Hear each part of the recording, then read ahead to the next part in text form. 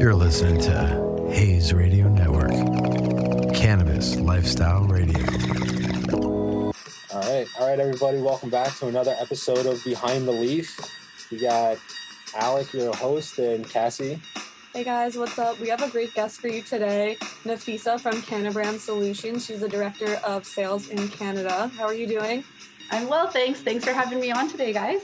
Oh yeah, awesome. It's great seeing you again from the last time we saw you. Yeah, we met at BizCon, and that was kind of like unexpected, but in good ways. Yeah, absolutely. Definitely. It was nice. How was your experience there overall? It was amazing. I've only been to Canadian expos, and MJ BizCon was 10 times bigger than what I'm used to. So the landscape was totally different. It was really nice to get into the American community with cannabis. Mm-hmm. Everyone was super friendly, made some great connections like you two. So it was a great run. Yeah, we're actually going to be interviewing another company in Canada. So we got some really great connections while we were there. And I remember being at the Cannabis Now event where we met. Shout out to Eugenio and all of them. But I remember seeing you and I was like, oh, there's another woman here. All right, cool. Like, I got to talk to her, like, see what she's about. Because I feel like sometimes there aren't that many women and, like, we need more representation in the space. So it was also really cool hearing, like, your story, how you got into the industry, because I know you weren't, you haven't always been in cannabis. Yeah. So if you want to, like, touch on that a little bit, like, what made you make that switch? For sure. For me, it was really a personal journey. I was in a really comfy job selling baby formula, so in the pharmaceutical world, and loved it. It was great while it served me. But then I got into a huge car accident, which changed my life forever. Yeah. My car was totaled. My doctors and physicians they helped me in the way that they know best, right? The Western medication, which is pills. So I can't imagine. Yeah, it was a lot. It was a lot to process, numbing your pain, numbing your feelings, numbing everything. So it was a transition for me. Yeah, it's a lot. It was a transition for me to learn about plant-based medicine. My best friend, who's a nurse, told me about it, and she's like, maybe try this instead of all the things that are making you a zombie to your family, where you're not even able to coherently speak to me.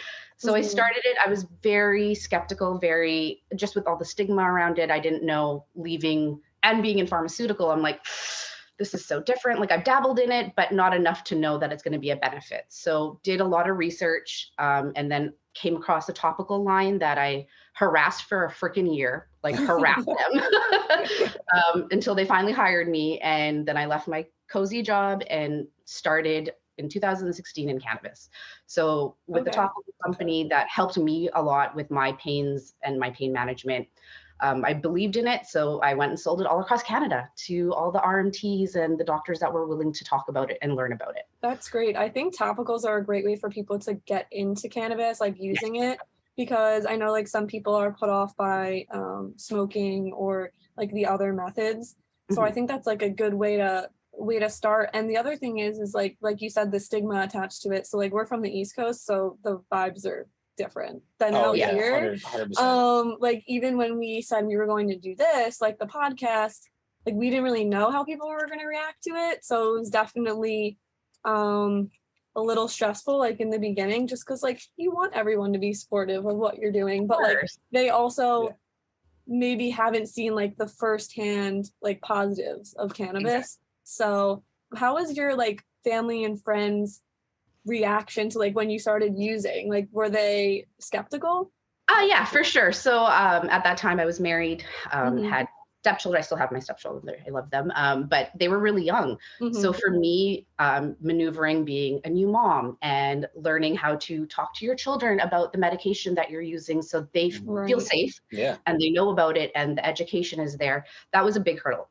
That and my parents, being very strong Muslims, very heavily within the community, it was a hard pill for them to swallow as well.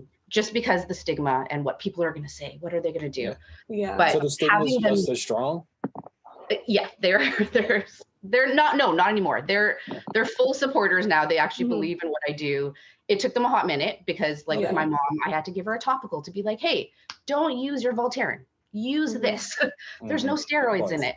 Please use it. And for her to actually see the difference was the transition. That was the click point for them. They're like, okay, she's not just smoking pot for fun. Because I was that girl that like literally ratted out her brother in high school. Oh, that was me. Oh my gosh. Same. I was like, Mom, look. And we flushed it down the toilet. I was proud of flushing it down the toilet. It's a running joke in my family now. They're like, you flushed my weed down the toilet or like my cannabis, but now you are the Canadian drug dealer. So like, should have been like, I probably did you a favor. That was probably some boof weed anyway. It was totally wrong. Let's be real. It was not quality. Yeah. That's funny because I was honestly the same way. So I think it was very surprising when people found out that this is what I was doing. But like you said, I think like the personal experience, if you have a good experience with it, like that's going to make you change your mind. But also like you being in pharmaceuticals and making the transition, like that's even more interesting to me to like jump from like that kind of like medicine that we're traditionally used to and then going to more like natural. So I like that. Yeah. Because like, and you would probably have a better understanding about this than I do, but I think out of like all the prescription medications out there besides antibiotics, none of them actually cure anything. Like antibiotics are the only things that actually kind of cure something. Mm-hmm. And everything else just kind of suppresses and treats something, and then now you need another drug to suppress and treat the symptoms of that drug. Mm-hmm. It's just a snowballing effect. It's a chain reaction to a very big pharma world where you're able to fix one problem and have another and another pill to fix it. So it's we're pushing pills at the end of the day, right? Yeah. So for me, the plant where you can use all of it on different aspects of it, you can cook with it, you can put it into a topical, you can smoke it, you can even take this dry herb smoke and put that into like an edible. Like there's so many ways of using the product and the plant. It's phenomenal. So like it takes a minute for everyone to have that aha moment that, wow, plant-based is something that we have grown up on. Our ancestors used it, but it's just doing it for hundreds of years. Right. Yeah. It's just relearning. It's a lot of relearning. Yeah. Especially unlearning those like negative views and then relearning, you know, what it's actually doing to help us. I wanted to touch a little bit about Cannabrand Solutions. Like for those listeners out there that don't know about Cannabrand, like what exactly does the company do?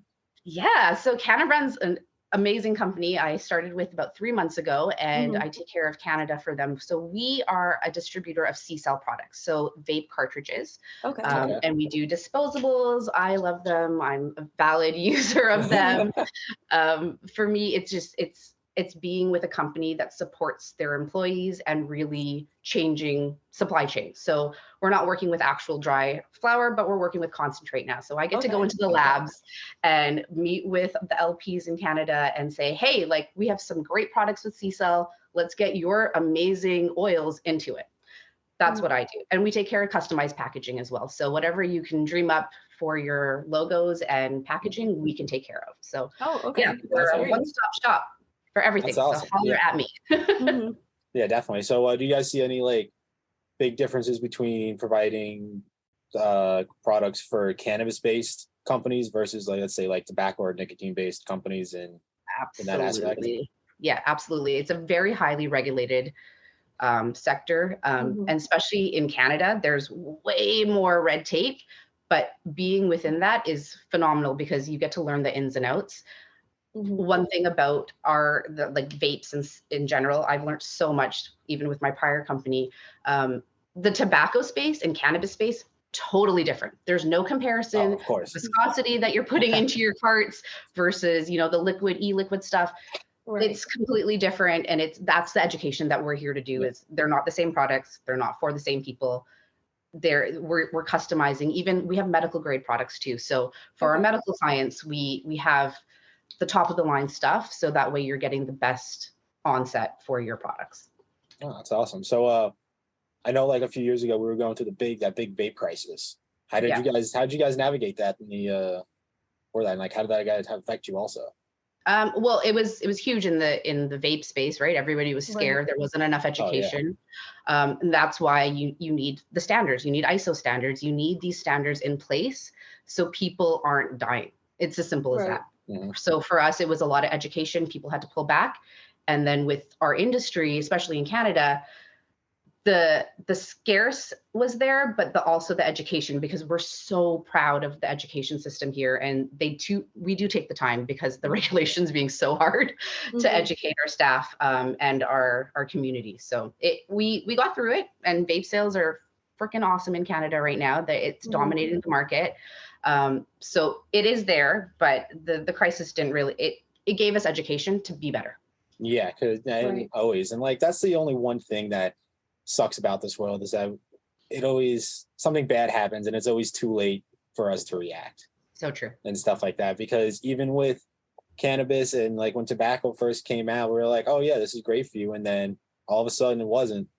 Yeah, because we learned more about it, and we just don't know. It's like with vaping, we learn more about that because we're putting cannabis in all these different forms, like oils and powders you can put in your water and food and all that stuff. Like we don't know what changing these compounds and chemicals so they can do these things will do to us. So true. Very true. That's why I really do believe when we're working with the lab is learning their extraction methods, learning what they're putting into their product. I personally, for me, I like it the most pure as possible. And the next one would be, like our CO2 extraction. Yeah. Love that. Full spectrum, of course, all the way. But, of course, with CPG, they're scaling up at such a large level that certain companies do forget that the plant-based medicine that we're using recreationally has benefits to it. So not to strip it, because I feel like right now we still have the benefits of it versus any other recreational thing that you could do. But as we continue to strip it down and make it cheaper for the consumer, the product is going to essentially be cheaper. So it's quality. We got to learn who your quality players are out there, and what you're ingesting into your body essentially is that. So we need to know what we're putting into our body and just because that's educating, big thing. Yeah, it's a big thing. No one put in your bodies. And like every time someone comes to me and they go, "Oh, you got to be careful. Like how do you know what's in that and all that stuff?" Because they're used to the meeting your dealer in like the Walmart parking lot and getting you in a sandwich bag. Yeah. And it's not like that anymore if you're going to legit dispensaries or if you know reputable growers and stuff that. Because I would guarantee that 95% of cannabis consumers know exactly what's in their cannabis and where it's coming from.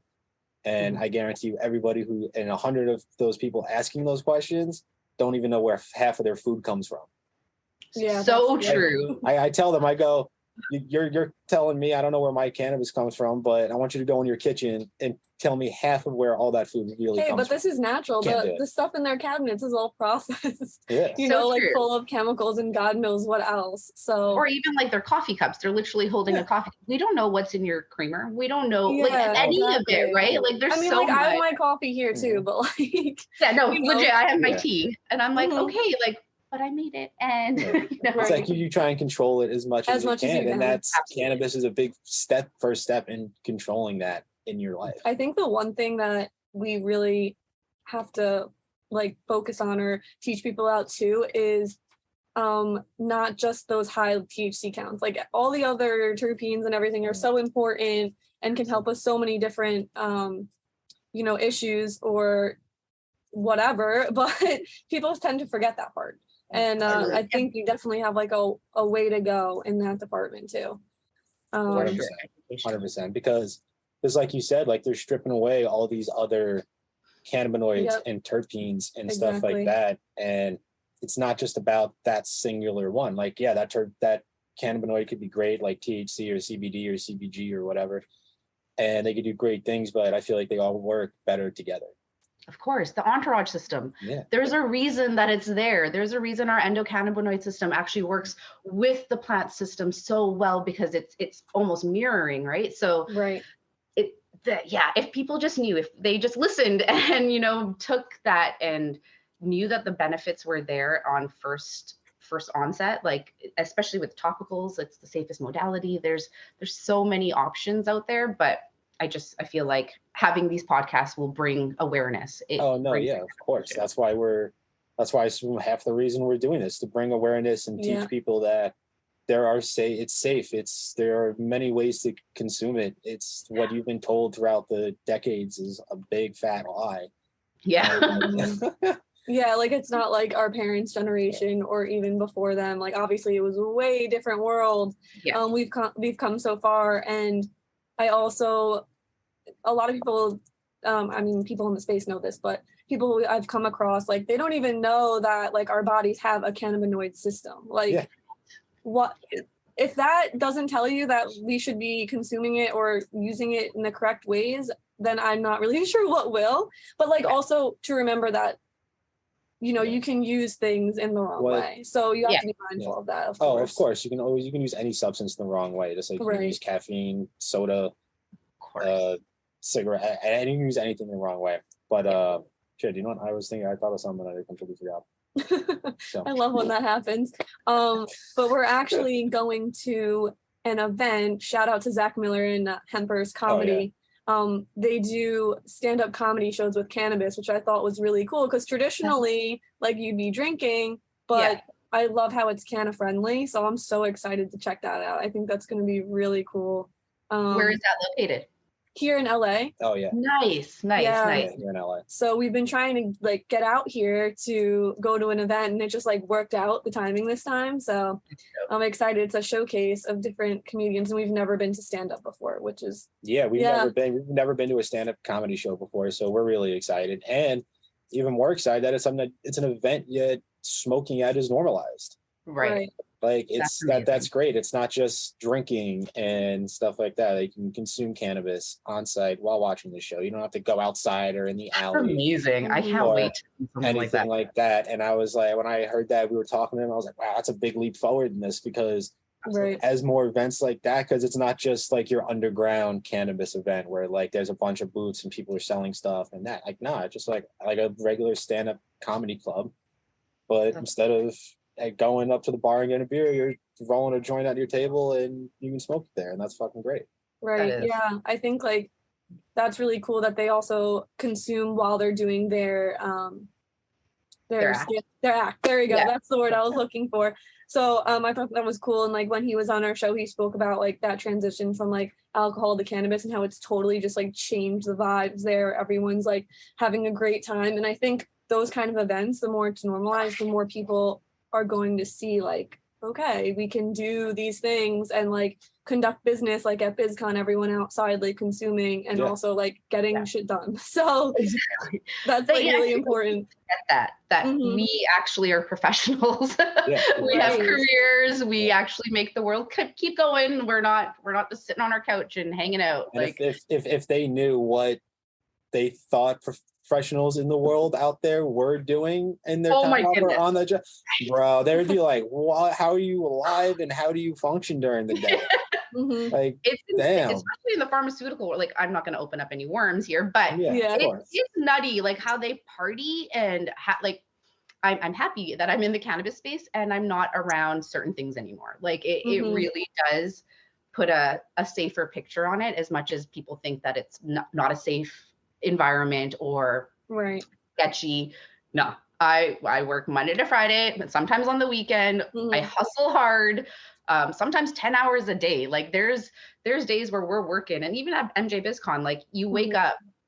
But let me say this on a side note. It was all day. I mean, I was passing out all day. That was her first one. It was my first one, and I was like, oh my god. Was that your first one, or have you been before? That was my first MJ. So like, oh, okay, so same boat.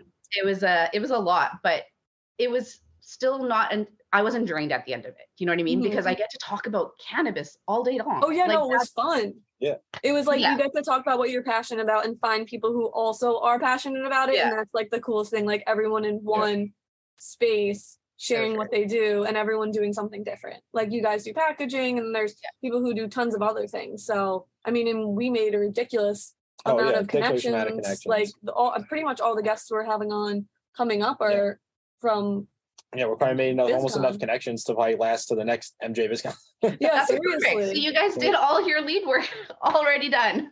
Basically, yeah. And it was also nice to see more women in cannabis, because like I haven't had that experience. Event we went to, like we were fortunate enough that Andrew was letting us tag along and do interviews at Blunt Brunch in Vegas during. Did you guys MJ like that BlizzCon. event? Because my girlfriend Stephanie's the one that did it, and she. Oh yeah, it was okay, amazing. yeah, it was great. Actually, I had a meeting with her yesterday, and we were talking about this podcast. I'm like, I'm going on a podcast, and she's like, yeah, we're gonna actually set up the brunches for the Toronto lift, because we want more opportunity for people to come without spending a shitload of money to come to a networking event. It was very empowering. Like everyone had a great story to share, and I think like it's important to have events like that, like to show you that like it's possible. There are other women who have done these things, like have multiple companies, and some who haven't even started that long ago, to be honest. Like there was a bunch of people I spoke to and met there, and they started their own companies like not even a year ago, and like the growth is like insane. Yeah, like while we were doing our podcast there, I was standing there, and I had a girl come up to me just randomly. She goes, "We went to high school together." And yeah, I'm it like, was wild. looking at it, I'm like, looking at something like, holy shit, I recognize you. And it was my friend Nicole from high school, and she was there with her partner Jax, and they had House of Fuego. Have you heard of them? I have, yeah. Okay, that's awesome. Yeah, that's cool. Yeah, and I think really they started like 8 months ago with social media, like management and all of that marketing. And we actually were able to have them on our show, and it was cool to like have that perspective, someone who had just started being an entrepreneur, and like what's that like, and like being a woman in this space, and her partner being a non-binary person in this space. Like that was really eye-opening for me, because I think that's a perspective that we lack in this space. So that was really cool, like giving them a platform to speak about their experience and everything, which was awesome. I can't wait to go to another bump brunch. We're actually going to have one of the co-founders on our show, Adelia. Nice. Shout out to her, so we can talk more about like how it was for her setting that up, and like going forward, expanding these cannabis events, like in general, because it's a whole different thing. Because like people outside are going to be consuming and smoking, and there's people going to have products, stuff like that. So you got to find venues that are going to be okay with that too. I'm sure a lot of people go to set something up and they go, wait a minute, this is going to be a cannabis event? Nah, like I don't care. Like, care how much you're paying us. Get out of here. But because the laws aren't really on our side for that, right? Especially really for like the commercial establishments. It's pretty shitty that they haven't come up to times with it yet, where tobacco is allowed in certain places, and you could literally smoke a cigar, but they're bitching coming we went to our first cannabis lounge here in West Hollywood, and that was like so cool. The bud bar and all that, and like being able to order food there and like do work there, and I'm like, why don't we have these? Like this should be more normal. But I mean, the fact that one exists shows that there's been progress. So hopefully, like we'll see. It's like we can have hookah lounges and cigar lounges, but can't have cannabis lounges. You got to stop there. Stop there. That's where you're gonna draw the line. You're gonna draw the line there, right? Yeah. I just laugh at that, honestly. Like, I don't get it. Have you experienced any obstacles being in cannabis, like being a woman? If there's any specific like experience you want to share? As I laugh out loud. Yeah. I feel like truly I've been very blessed being in the cannabis space, and the humans that I've worked with. All 3 CEOs that I've worked with have been male, but I've been sitting at the head table since. So that's great. With Blisco, when I started in the legal cannabis space, the CEO put me on a platform. He put me on speaking engagements for Lyft, gave me opportunities to actually make decisions within the company, like what strains we're going to be selling. I got to do all of that. So the difficulty I find, honestly, is in the community aspect, not necessarily in my job, because when I do get a job, I get hired on, and I smoosh my way up, all the way up. You can't do good work. Yeah, exactly. Right. Like, so I do get to make those decisions. Now, the hard part is when you have a very cliquey community. I love our community, but it is very cliquey in the sense of, right? Yeah. Like the same people are the speakers at every event. The same people are getting interviewed all the time. It's trying to break into that is difficult, because everybody is trying to speak, and no one's really trying to put other people on a platform. Where this type of conversation, I get to highlight my friends that are in the industry, and I get to talk about them, right? So and you like get to shout them out and like have other people hear about them, and like it doesn't have to be so rigid and structured. No, and giving everyone like a voice and like a place to talk, because like you said, it's usually the same people. It is. It's a lot of the same. Like we caught a little bit of the end of Blunt Brunch right when we got there. We didn't catch the whole thing.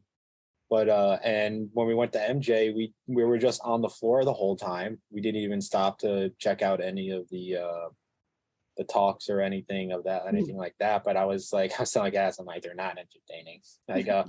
I go to like investment summits and all that and like that all the time, and I go, it's just as boring as talking about anything else. Like once in a while, there'll be like something like very interesting thrown in there. And like that's what everyone's waiting for. But when I hear it's an investment event, I'm like, you can go to that one. I'll go to a different one. Balloon inflates, like you're like, okay. Yeah, I mean, but it's important. We need people who are doing that. So of course. That's great. And like also being able to find the balance on the show too, between like talking about, business, which is more like your forte, and then talking about like mental health space, which is what I like to focus on, or just like the lifestyle aspect of it, because I feel like it could be totally boring or like totally like too much stoner vibes or whatever. So it's like finding that like sweet spot. But like also we've had a lot of great guests on our show. We've had a lot so of great far. guests from all over the broad spectrum.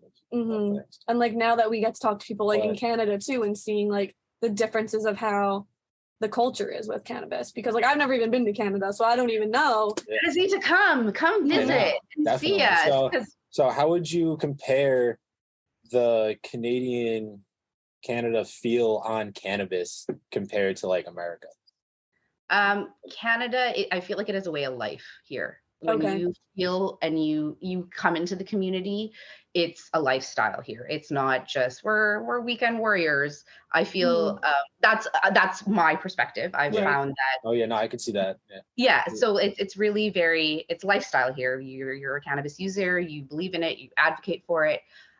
In America, I feel like because it is a little newer in the sense, not newer in the sense of cannabis use, but legalization, especially in certain states, it's very, we'll try it for the weekend. We're going to dabble a little bit and then see. So it's an emerging market. I feel like ours, we have a little bit more. It's been established for longer and like more integrated. In the medical aspect of it, people have been we've been doing the medical for so long that it is a little different. And like we have a cafe here, like Amsterdam Cafe. They've been around from the get-go, and it's a consumption lounge, and it's been here from before legalization, where the cops they just know what it is and they keep walking. It's safe. It's fully safe. Right. You go in there. I've had meetings in there. It's an awesome place. We always, every 420, there's a party there. Right. That's awesome. It's a safe place. You get food, coffee, but it's been established and been here for so long. It's a Vancouver staple. So when you guys do come, I'm going to take you there. We'll go and have hit the bong and great. Definitely have to do that. It kind of reminds me of a space called in New York City called the Work and Roll. Oh, and you told me about that. You went there after that investment summit, right? Yeah. I got invited to an investment summit in New York City, and then afterwards, a friend of mine, Eugenio, from Cannabis Now, and he was being asked to speak, and I think he was throwing the after party event at this workspace. So we get there, check it out, and it's a fully cannabis friendly workspace that you can rent out a space, do whatever you need to do, and no one's gonna complain about you consuming cannabis. It's like, that's great. I feel like that needs to be more normal. We need to have more of those, because like we said, like really what's the difference between the other types of lounges we have? Honestly, I think it's better. It is better. And you're not like, I don't know, I just feel like it's the safety aspect of it. Like no one's raging on alcohol to get too mad about something. You know what I mean? Like, we're all just like having a good time. You're not going to see the cops or the ambulance rolling up at the cannabis lounge. You know what's funny though? It doesn't even surprise me though that Canada has more time in the space and like are at that point. I feel like America's behind, and that's not surprising to me. Like we have a while to go with a lot of different things. So like, okay, makes sense. But there is certain areas like Colorado that we're learning from. So there's like a back and forth, definitely. Yeah. Because I also feel like we could be doing things a little differently and then learning from each other in that sense also. It's like, okay, you can teach me this because you've been doing it for so long, and then I can teach you this maybe new method or you know what we're working on. Yeah, it's like that's why that research is important. New methods, because now that more states are becoming legalized, these guys are coming out of these old legends that have been doing growing cannabis and been in the industry when it was a black market and then a gray and then now into the white market that we are today. They're coming out of the woodwork and teaching things like, oh, you shouldn't do that. That doesn't make any sense. Do this and you'll fuck it, like increase your yield and stuff like that or whatever. So there's something to learn every day. Absolutely. Knowledge is power. They have it. And we should be really using our resources from the legacy market. There is that gap that is, at least in Canada, we really pride ourselves on the legacy market because those are our founders, we believe. Yeah. So for us, it is legacy. You'll hear it a lot. We really believe in our legacy market. They are who gave us the stepping stone to be where we are today, for us to be speaking on these platforms, right? So definitely, they were those true believers. For us to have the laws we do today that allows us to legally consume. If it wasn't for them, it just would have just gotten pushed down the historical timeline of prohibition on cannabis, and we wouldn't be here. Wouldn't be here. Definitely. Yeah. Are there a lot of cannabis events where you are in Canada? Because like by us right now, there's not. So that's why like we're actually planning on moving to Colorado in May, right? May, pretty soon. Because we need that that space to connect. Because when we go back home, it's like there are people that consume, but it's not open or anything, you know. Kind of like what you were talking about, how like it is kind of like a sense of maybe like camaraderie around cannabis in Canada. It's where like people are like, oh yeah, we consume and we're not gonna really like not hide it or anything like that. Like that's not what it is like in states that are not legal in the United States. So we want to go to somewhere that we can feel that community and that camaraderie of cannabis and it being more open and stuff like that. You know what's so funny is that one of my friends, shout out to Carly in Alabama, but being like from Alabama, she had texted me and she goes, oh, I'm in Vegas. I went to my first dispensary. I thought of you guys. And like for her, she's like, well, I mean, I went to my first dispensary not too long ago too, but it was just like cool. She was like, I didn't realize it could be so classy and I didn't realize it was like this. And, you know, like, and it's crazy that there are states like that where, you know, they have to really be careful because I mean, it's just super strict down there still. But, you know, when people from those places go and explore how it is in other states, it's like, okay, you bring that back. And then we try to make those changes. So it was just crazy to like her perspective on it and stuff. And to hear from someone who, I mean, for us too, we didn't really come from a place where it was like welcome or anything. I mean, starting this too, like I said earlier, it definitely was like unknown in the beginning, like how it was going to go, like with people we knew, but now everyone's becoming very like curious about it, which is the first step, honestly, in my opinion.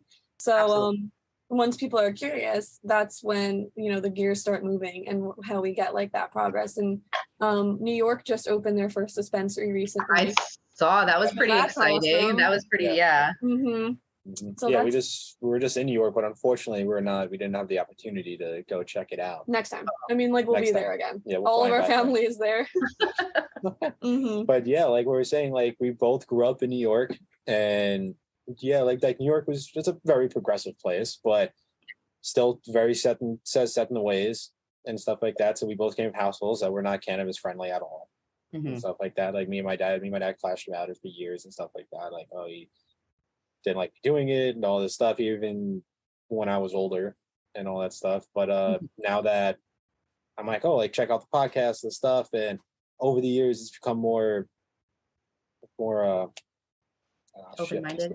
Oh yeah, like normal, like open-minded, normal, like accepting, maybe like accepting. The perception change. It's no longer like saying some like weird comment, snarky remark when like I'm gonna go outside and like smoke a joint or something like that. It's like, oh, okay, it's just like, okay, like see you later, whatever. Right, like it's becoming like, more maybe like I'll go out there and smoke a cigar and like stand out there with you or something. Like, okay, cool, like that's nice. Awesome. Yeah, like being understanding of both. Like, I mean, obviously there's dangers, but like being open to just like standing there with someone else who's smoking a cigarette or whatever. You don't have to necessarily agree with it too. Like you can have your own opinion, like that's fine. Of course. But like also like knowing the fact, throwing shade. Takes a lot. It's like you shouldn't get like a dirty look or be told to like walk down the block if like you're go stand outside the bar and you're smoking a joint instead of a cigarette and someone complains about the smell or whatever, but you can smell cigarettes on people as soon as they walk in the door. Right in the door. Like it's like, it smells like cigarettes. Above them even. Sometimes I'm like, oh, I see it coming. Yeah, it's like you're like, who smells like cigarettes right now? Yeah. See, one thing that's cool about Canada, anywhere you can smoke tobacco, you can smoke cannabis. That's awesome. Okay. Yeah, that's awesome. Wow. So like it just that's has to what be I like about that. Stores and sort of things. Like right now, New York is like that. When they first came out, the laws in New York were anywhere you can smoke tobacco, you could legally consume cannabis. And I thought that was awesome. I'm sure that they're going to change that eventually. Probably. But not knowing them, because they always do. But it really doesn't matter. Like you walk up and down the streets in New York City now and you can just smell it everywhere. People are walking around. Even before it was legal, people didn't care. No one cared. Yeah, that's true. Yeah, but like now it's good because like, oh my God, I remember one of my experiences picking up cannabis with my best friend Jason in New York City, and it was just it was funny, but it was like the worst experience ever. Because like you're just walking up and down the street, going like asking just for like gram bags and like going up to random people. Like dime bag, be like, and then you're kind of scared to even ask certain people because like you're kind of scared to even ask because like you got to go up to like the sketchy looking people because they're probably the ones who have it.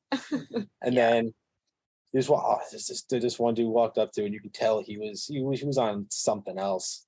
And he like dropped it on the floor and then thought we were cops and like almost got on his knees. And we're like, no, bro. We're like, bro, this isn't a good neighborhood, but we're not cops. We don't want your homies to shoot us. And then he like followed. He was like, I'll make sure though. I'm gonna follow you for like a block. Like, what the fuck? It was just like nobody should go through that. And the kids nowadays that are growing up and will have these dispensaries to go to are gonna be so privileged and not know what that was like. Yeah. No, they don't gotta wait the 40 to 2 hours for the callback, or while you're waiting at the park, and you're like, where is he? Where's our friendly drug dealer coming from? I'll be there in 20 minutes. 2 hours later, bro. Legit 2 hours later. I'm leaving now. Sorry. Like we're waiting. Wait, what was your first experience with cannabis? I don't know if I asked that earlier. So my very, very first experience was out of high school. And I was 21 actually. Yeah. So that 21. Sounds like me too, honestly. Around the same time. Yeah. It was me and my best friend Nikki, and we bought like a 20 sack, and I didn't have a grinder, I didn't have anything, and I was like, okay, cool. So she's like, we'll get them to grind it for us and roll it.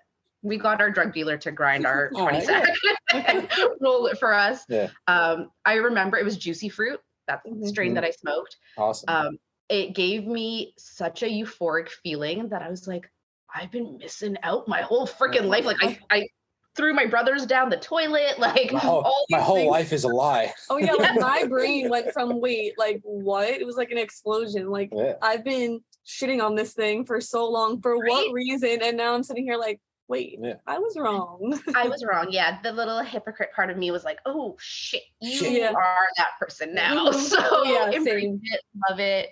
I was still fully like, it didn't, even at that point, I wasn't like it wasn't a lifestyle thing. It was like a recreational, let's dabble in it. Oh yeah. At first it always is. I mean, that was 20 sacks lasted me a whole weekend.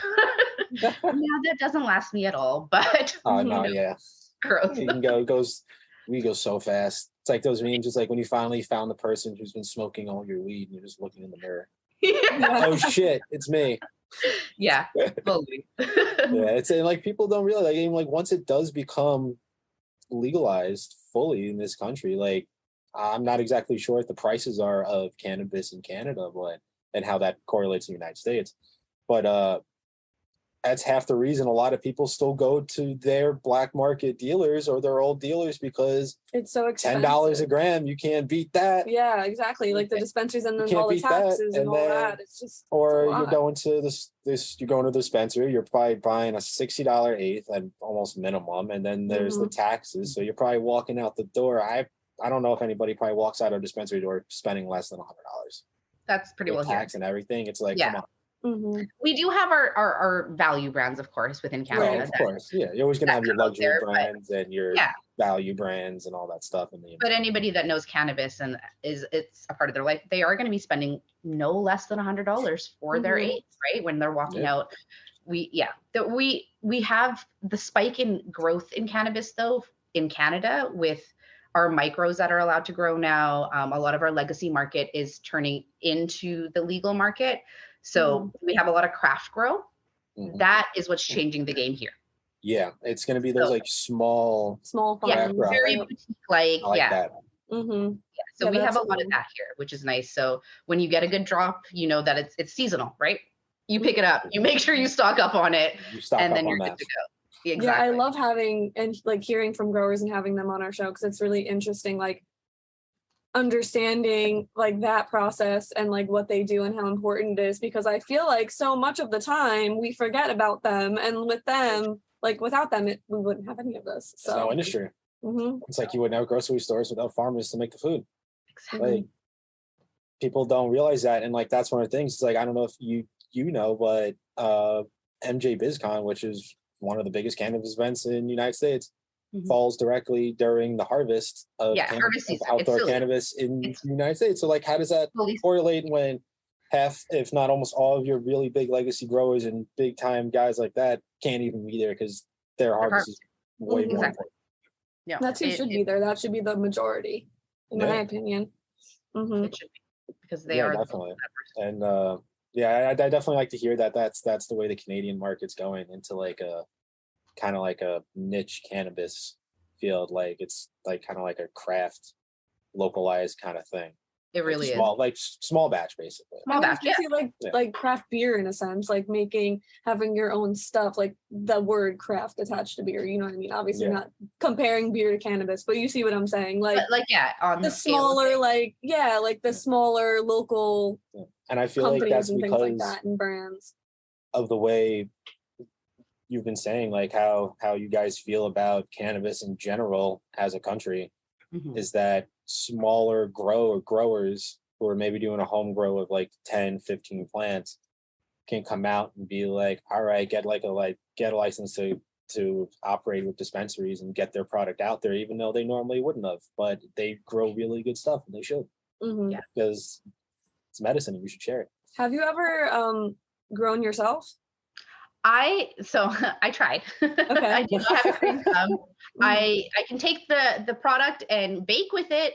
I just can't grow it. I have such mad love for humans that can, and that produce my medicine, and that can actually finesse the growing aspect of it. I have like one of my good friends, Siobhan, she grows a lot of her plant-based medicine, and I've learned a lot from her. She's actually a topical maker. Shout out to Siobhan. And Blissful Alchemy. Yeah, they're phenomenal in their topicals. So she's got me a plant once, and I tried growing it, but I named her Henrietta. Fed her music all the time, did the whole thing, but unfortunately she didn't want to grow with me. So no, I'm not a grower. I've tried, I've failed. Mad appreciation for the people that can do it. Oh yeah, I mean, I definitely want to try, but it's cannabis. It's a lot. Have you guys tried? No, we have not. I wish it's definitely on the list for me. Maybe when we move. Once we're in, also again a more cannabis friendly place.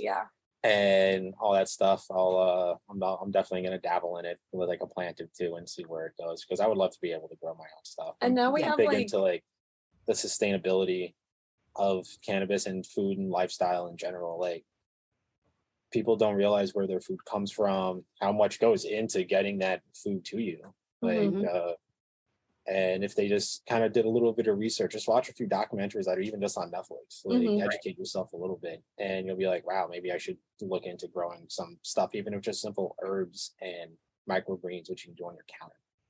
Yeah, you can do it in any environment, really. Now we have people to talk to about home grows too, that we've had on the show, because they have like their tips and tricks and things like that. I mean, I don't know. I don't think I'm gonna be good at it, but we gotta try. Yeah, but I heard you're the baking part. Yeah, I love baking. What's the secret? Well, decarbing your cannabis, making sure you have proper oil or butter, depending on what you're doing. For me, I love infusing everything. So like I have like my chili oil that I have that's special. So when I go out for my oysters, I bring my little bottle of infused chili oil. Yeah. It's okay, I think we could do that. Yeah. I think that you guys just need to come to Canada. Yeah, come honestly. So we can do like a live podcast at the oyster place at Rodney's and legit just like, it's such a good time. But yeah, I love infusing. I feel like for me, when I was sick a lot, with my accident, the onset from eating an edible was more beneficial for me than smoking it. So for me at that point, I really learned how to infuse everything, even my teas, I make fudge, I make caramel out of them. It's a good time. That's awesome. So, yeah, that's great. Yeah, I cook a lot, but I've never really dabbled too much in medicating the food I make, because it's not like she's more like the baker with I love baking, so I would love to try it. I just never have. But I want to try and like infuse it to like more like everyday foods. Yeah, and if you have a small dosage, it's good. It's like obviously you don't want something that it's for a party for your day to day. But making it in small doses and getting it into your system, even with the plant when you guys start growing, taking the plant and the leaves and juicing them. Oh yes, we heard about that. We had juicing cannabis guest on here that talked about that. Jesse, shout out to Jesse Barney. But he had some really cool stories about juicing cannabis and how it's helped people. Like incredible. Absolutely. Like I had no idea. I was like, what? Like someone he knew had CP and he started juicing cannabis and he was like taking walks around the block. Like what? It's phenomenal. Crazy. It's honestly phenomenal. I think that's so cool. Yeah, it was we had a guest on here that is a chef that does the infused dinners. I was going to mention him, Chef Layton. Yes, from Aroma Culinary. Shout out to them. They do, I believe it's every other Thursday. They do like these big cannabis infused dinners, and like they like focus on more luxury to like show people, hey, this is like a classy regular dinner and everyone's coming here and like consuming. Oh yeah, if you check out the food that he makes on the Aim and Fire Instagram. Yeah. Aroma Culinary Instagram. Sorry. Yeah. Yeah, Aroma Culinary. I always get things. My dyslexia does not help at all with this. But the food they put out looks 5-star. Like it looks crazy, and to be able to infuse cannabis into foods like that and then make it look that way for people to go, you put it in front of someone, you're like, yeah, that doesn't have cannabis in it. And then it's insane. It puts a new perspective on the way people look at cannabis in general. Yeah, it was interesting, like him too doing large events like that, figuring out like what dosage for, you know, the whole meal and everything, which was interesting. And I think he said, how much was it, like 50 milligrams or something like that? I don't remember exactly, but it was like a trial and error process. And like that was like, I was like, how did you figure that out? Like that was where I was like, I don't know how that works. Everybody's different. Everyone processes cannabis differently. And you got to be able to time that out and know that when it's like, usually when it's going to hit the potency of your concentrate with whatever you're using, an oil or butter or whatever. And I was interesting to like when he was talking about that. That was an interesting topic. Because also you can get someone sitting there also reading. Yeah, I've been to like holy shit. You're like, yeah, this ain't shit, and you also like, oh my god. Yeah, and then it hits you like wall of bricks, and you're like, oh, I shouldn't have spoke so quickly.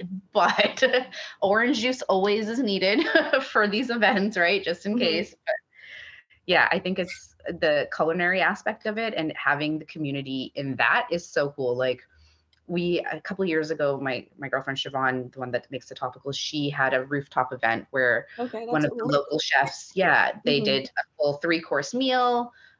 It was phenomenal. Of course, there was a few people that greened out. Yeah. Didn't know tolerance. But she kept it within, I think it was like 50 milligrams for the whole meal. But and it was spaced out, like you're saying, timing is everything.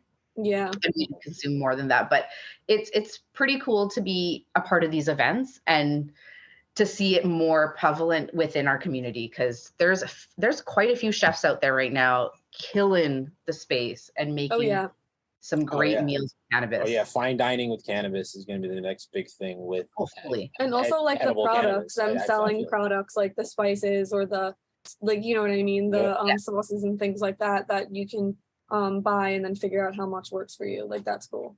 Yeah, I remember we were talking about, and I brought up I like to make my own homemade pesto at home. And that's just, oh yeah, he's like a huge cook, loves cooking. Yeah, and like very simple, and it needs a lot of olive oil. So yeah, your olive oil infused olive oil. There you go. We're talking about. He was like, I'm like, you can jar that shit up and sell that if you want to. And he was like, it's a good idea. Yeah, he's like, oh damn. He was like, oh, that's a good idea. Yeah, so I think that's really cool because I don't think I realized that was like a big part of the space when I first was learning about it, and it's like cool how it like honestly affects every part of your life and how you can integrate it into every part, which is really, really cool. I wanted to ask about Cannabrand a little bit. Is there anything you guys are looking forward to that you can mention, or what? Yeah, got anything new, exciting? Been going on. The company expansions or anything? Yeah, we're definitely we're rolling out.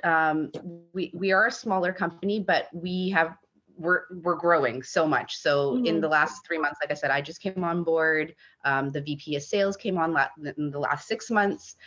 So we're really shaking things up, and we're looking to expand within North America and the European market. So that's really exciting. We have some connections out in Europe too now. So it's starting to get there. And the most that we're just attending all the events. So, and making ourselves accessible to our partners. So we're trying to get as much market share as we can within the Canadian market, because we're brand spanking new here. And just really servicing our clients and being thoughtful towards our partners. Yes, I mean, definitely. Like it's all about those relationships and like building your reputation and everything, no matter what you're doing. I mean, us too, doing that in the last couple of months, like just getting up and running and like figuring out how things work and like meeting people like you and, just kind of going for it too. That's a big part of it. It's just doing it. I feel like we forget about that a lot of times, So true. Doing all the things. Yeah, definitely. Yeah, it's definitely exciting. But yeah, I mean, like we were talking about looking into getting some branded like batteries or some stuff like that. Oh, well, we can definitely do it for you guys. Yeah, we should definitely talk about that. This right here is pretty cool. That shout out to my sister Shannon in Virginia, but she got us this really cool branded rolling tray. That's so nice. Yeah, and she got it on Etsy too, which I got to shout out, small businesses. So shout out to Craft She Designs Co. on Etsy. They do some pretty cool stuff. But yeah, like thinking about doing stickers and shirts and things like that and like building our brand, because that's really important. But this is really cool. It's the first step, you got to start somewhere. First step. Yeah, always got to start small and stuff like that. But that's what, do you guys cater to smaller businesses? We do. Like people are looking like orders that are not like hundreds or thousands of products. We definitely do. We have smaller MOQs than most people are like starting. We do have MOQs though in place in order for them to get a greater discount, of course. Yes. But we do have smaller MOQs, and we're able to service the smaller LPs or mom and pop shops, and then we can service the larger ones as well, because we have the opportunity to talk about terms and making it feasible for all partners, not just us. Right. That's cool. We're excited to have some pretty cool like companies coming up. I don't know if you might have saw this before we start the show, but this DabX, have you ever seen it before? That's so cool. No, I've seen something like that before. Yeah, it was at BizCon. We were talking to the company, and we were able to, they gave us one of these, and it's been really cool. Like the design's awesome. You can take apart the entire thing. I mean, like it looks like sleek. Not anything like sketchy. No, yeah, it's great for travel. They give you this fucking amazing like travel case. Looks nice. It's pretty cool. There it is.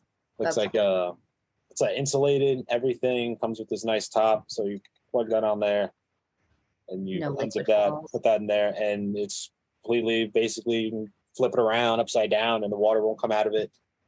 And it's great. We love it. I take it everywhere. See, if we didn't go to BizCon, we would have never known about them. Yeah, definitely. We met like so many crazy people too. Was it at the same event where we met Dr. Dina? Yes. That was the same event. Did you meet her? I did not. So, did you ever watch the show Weeds? On Showtime? Yeah. Well, yeah, it was originally, I think, on Showtime. She's actually the woman who like inspired that show. She's a real Nancy Botlin. Shut up. Yeah, it was legit. I used to watch that show religiously. Like, same. Yeah, we like binged that over the pandemic, I think. Like that was like our show. It was like our show over the pandemic. And when we were talking to one of the founders of the companies that I'm an investor in, Merida Capital, Mitch, he was like, he's friends with her, and he was like, oh, I got to introduce you to Dr. Dina and all that stuff. He's like, she's the original Nancy Bot, like the Nancy Botlin, basically. And I thought that was wild. I was like, that is wild. Like, should we talk? And she's like, yeah, it's a crazy story, but we're going to try and get her on the show. So if you want to hear more about that, you're going to have to tune in. I'm going to tune in for sure, because that's that's phenomenal. Pretty cool. She got this is like my favorite part. I think it's really cool. She got Snoop Dogg his first letter of rec for medical marijuana. I thought that was really cool. Yeah. She has some like cool connections, but like those are those people who have been, you know, chugging along doing this for so long, like risking a lot too to get to where we are today. But she was a really, really cool person to meet. And I also like how we talked about like community, and obviously there are people that you'll meet that you don't like, but I feel like the overwhelming majority like in this space are pretty like encouraging and like supportive and like helpful. I mean, people like we've talked to, we've had a lot of mentors. I think that's great, because otherwise it's really hard to figure out like what you're doing and like what's working and what's not working. No, you're good. Yeah, this thing is so cool. That's beautiful. Right? Yeah. So I think the community is really important, especially when you're saying like, we don't all have to like each other. We can respect each other enough to know that we're doing the greater good here. And yeah, there's humans that I don't like for sure, but I respect them on a professional level. I admire what they do, and I kudos to them to continue on chugging in an industry that is emerging, because it is hard. It fully is hard. And are there any events that you're looking forward to coming up in Canada or America? Sure. I don't know. Lift is next week. That's our biggest expo out in Canada. So it's from Thursday to Sunday, and that's happening from the 12th to the 14th. And every big LP usually has like an after party. It's legit like MJ BizCon, just a little bit smaller. Okay. A little more concentrated. Like, yes, exactly. But yeah, that's happening next week. So jam-packed with meetings next week, and going to be at the Amsterdam Cafe and all these fun places. There's like some after parties that are on a boat. So super, super stoked for that. And then, we're going to have to try and get plugged into some of the Canadian cannabis events. Yeah, that'd be cool to check out. Check out some of those. Well, I've been doing a lot of traveling, so we got our passports. We're good. Definitely. So before we fully wrap up here, you got any shout outs or anybody you want to mention? Absolutely. Besides like brands you guys work with also, like well, out in the States, High Desert Relief, love you guys. That was my first account that I brought on to Cannabrand Solutions. I just honestly, just to my team, everyone at Cannabrand Solutions, just in the last 3 months, the way that I feel like our family and our Canna family has grown is phenomenal. And just to have that team that I don't get to see every day, but we still have culture is unparalleled. So shout out to Cannabrand Solutions, shout out to honestly all my old former employers that have given me the leg and the opportunity to be where I am today. I'm super grateful. And I just, I love what I do. And I'm really happy that you guys have given me a platform to speak. Oh yeah, no, seriously. Awesome. Thank you for coming on. Anytime you guys want to come on, more than welcome to have you guys definitely should get our CEO on board, and like legit Eric, our VP of sales, wealth of knowledge, both of them. Like Danny's a snowboarder. He's a CEO. He's cool as shit. And legit Eric has taught me so much. He's one of my biggest mentors, and just his work ethic is phenomenal. And I love those guys. So that's really awesome that you found like a great like creative space where you have involvement and like in a short period of time too, because you've been there 3 months. So just 3 months, and it feels like I've been there like legit a year. Like, and this in this workplace, like every workplace has been really encouraging, but this one, even like the little wins, we celebrate. And it's that's great. It's so different. Instead of being like, oh, what are your fucking numbers? No, it's like, you did it, you got through. Like it's super encouraging, and it's nice to be in a safe, encouraging environment. Yeah, like even starting this like a couple of months ago too. But it feels like we've been doing it for so long. Oh, yeah. Right? We started doing this in October, and we've recorded, I think after this session of recording and we go back home, almost 20 some episodes. Yeah, since October, and it goes really fast, and you're like, holy shit, I did all that already. But like, the thing is that if the environment here wasn't like so welcoming and creative and open and all of that, then we wouldn't have that same experience. So that's like super important, because we can come here and talk and have a good conversation, but like with being here at Hayes, it's been really nice. But some shout outs before we close out. So definitely shout out to Hayes. Shout out to everybody who helps make this possible. Dabex for supplying an amazing piece, and it's just it's been great. So go check us out at Behind the Leaf Pod on Instagram. Go drop us a follow. Yes, definitely. Yeah, we're trying to grow that platform. So go check out Cannabrands if you're a business out there listening to get your packaging done, customize it, and get everything you need. But thank you so much, Nafisa, for coming on. Thank you guys. I really appreciate the time and your guys' platform. I'm really stoked to see this live and also to listen in on all your guys' other episodes. Thank you. Thank you so much. All right. Well, until next time. Thanks for tuning in. Thanks. Bye, guys. Bye. Bye.